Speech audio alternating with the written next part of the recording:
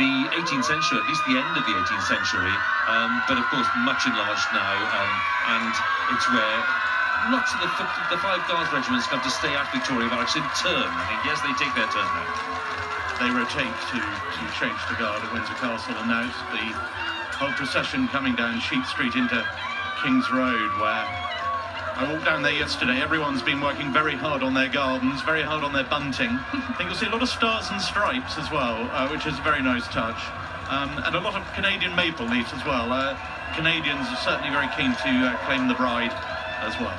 And the Commonwealth was a very big theme, not only in the bride's wedding dress and her veil. She had every single flower of the Commonwealth, all 53 floral emblems of the Commonwealth embroidered onto her veil, which is a lovely touch. I think it's probably why the veil was so long. They had to incorporate every nation of the Commonwealth.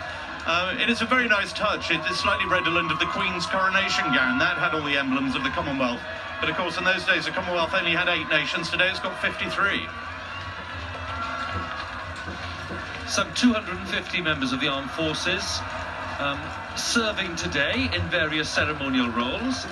Lots of them with links to Prince Harry. The Irish Guards, very prominent today because 1st Battalion Irish Guards have been on duty, and indeed we have the wonderful musicians of the Irish Guards Band as well performing for us here at Windsor Castle, and they've been hard at work all day as well. So lots of individual members and then different serving groups and regiments involved too, all of them selected for their links.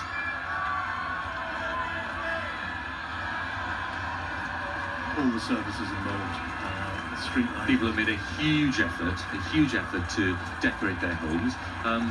Lots of them, indeed, we were just here 2 or 3 days ago, and people were preparing at that point when, you know, frankly, the town was not so busy, but they were determined to have a great day.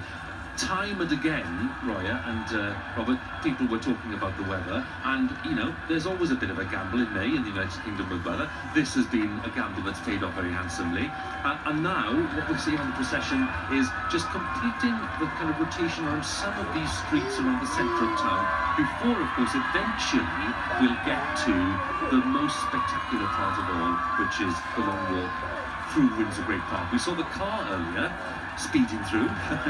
This will be a very different experience, and of course with the Household Cavalry in attendance providing the escort, it's going to be one of the most memorable images of the day without any question. Absolutely, it's going to be an utterly spectacular sight, and I think you mentioned there have been a few glitches. I think the couple will be extremely relieved. The only non-glitch is the weather. Windsor could not look more stunning. This is exactly the picture of Windsor, of Great Britain, that we want to be seeing at the moment, don't we? The Queen's Garden did say you could not have picked a better time than May for a wedding. All the park, the whole castle is at its absolute best. And when the weather's like this, it is going to be the most fabulous global picture of Britain. And as we can already see, people who are on one side of the road, in a minute they're going to charge all the way across to the other, That's right. into the park, so they get a